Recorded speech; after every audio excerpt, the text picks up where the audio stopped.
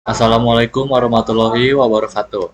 Perkenalkan, nama saya Lukas Valentino Nyomo Sinaga dengan NIM 445240008. Di sini saya akan memaparkan salah satu makanan khas tradisional Indonesia yang berasal dari daerah Jawa, yaitu serabi. Serabi merupakan kuliner khas tradisional Indonesia yang telah dikenal luas oleh kalangan masyarakat, terutama masyarakat daerah Jawa.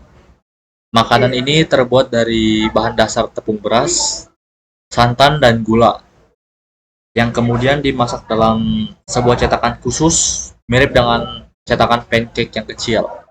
Serabi memiliki tekstur yang kenyal dan terasa yang khas, bisa manis ataupun gurih, tergantung pada variasi topping yang diinginkan oleh pembeli. Asal-usul serabi diperkirakan berasal dari daerah Jawa, khususnya Solo. Namun seiring berjalannya waktu, serabi dapat ditemukan di berbagai daerah dengan berbagai varian rasa dan bentuk serta cara penyajian. Keberagaman rasa dan bentuk ini membuat serabi menjadi salah satu daya tarik makanan khas tradisional Indonesia dari berbagai kalangan. Kuliner serabi memiliki potensi yang besar di pasar Indonesia, mengingat makanan ini termasuk dalam kategori makanan ringan dan disukai oleh banyak orang, baik sebagai cemilan ataupun sarapan. Dari logo ini, saya cenderung menggunakan warna coklat dan hijau. Coklat dalam artian kulit dari serabi itu tersendiri, sedangkan hijau itu yang berarti manis. Seperti yang kita tahu, serabi itu cenderung memiliki rasa yang manis. Baik, di sini ada bisnis model canvas yang telah saya buat. Yang pertama ada customer segment. Serabi ini tersendiri saya tujukan kepada kalangan masyarakat seperti anak sekolah, mahasiswa, orang tua, bahkan sampai lansia. Yang kedua ada value proposition.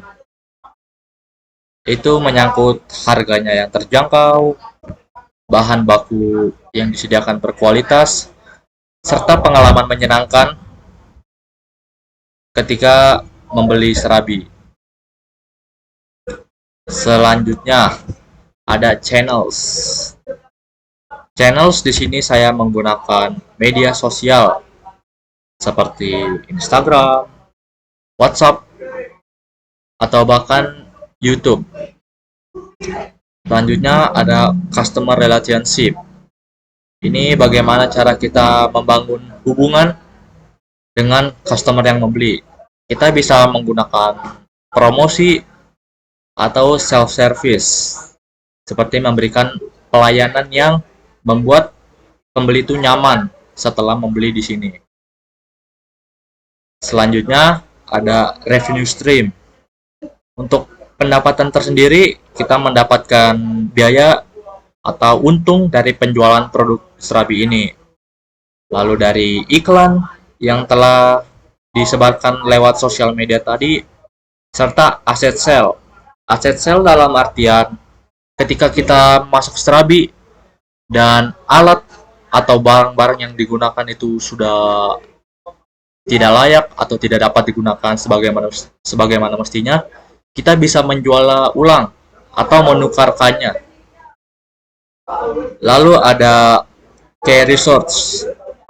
Untuk key resource sendiri terdiri dari sumber daya seperti sumber daya manusia, seperti pengetahuan, keterampilan yang digunakan, dan lalu ada modal. Lalu ada key activities. Untuk key activities tersendiri, kita akan melakukan produksi usaha dalam cakupan besar, marketing, dan distribusi barang-barangnya lewat sosial media tadi. Lanjut, ada key partners. Itu tersendiri dari supplier, dari suatu lembaga yang menyediakan bahan-bahan atau modal dan lain-lain. Selanjutnya ada investor, distributor, dan reseller. Terakhir ada cost structure. Untuk cost structure sendiri terdiri dari bahan baku yang digunakan untuk membuat serabi, upah karyawan, packing, dan biaya perawatan. Seperti biaya perawatan tempat masaknya, atau bisa biaya listrik, dan biaya lain-lain. Lalu di sini ada analisis SWOT. Yang pertama ada strength, kekuatan. Serabi sendiri memiliki rasa yang unik. Lalu bahan baku yang mudah dijangkau, bisa kita dapat di pasar-pasaran. Lalu toppingnya yang beragam, serta serabi ini merupakan salah satu budaya warisan. Selanjutnya ada weakness, kelemahan. Serabi tersendiri ini memiliki tingkat kadaluarsa yang cukup singkat, dikarenakan serabi tidak menggunakan bahan pengawet dalam proses pembuatannya. Selanjutnya ada proses pembuatan. Proses pembuatan di sini dalam artian cara membuat serabi ini terbilang sulit karena menggunakan barang-barang khusus. Selanjutnya ketergantungan bahan. Dalam artian ketika bahan-bahan ada yang tidak tercapai atau tidak didapat, maka dalam pembuatan serabi ini akan cenderung sulit. Selanjutnya ada opportunities atau peluang. Di sini kita bisa menginovasikan seperti menambah model rasa dan lain-lain. Selanjutnya ada permintaan pasar. Dan terakhir ada threats atau ancaman. Kenaikan harga bahan baku akan menjadi ancaman dalam pembuatan serabi ini. Karena seperti yang kita tahu, serabi ini bahannya mudah didapat di pasar. Jika pasar harganya naik, itu akan mempengaruhi pembuatan serabi. Terakhir ada perubahan selera makanan pada kalangan masyarakat.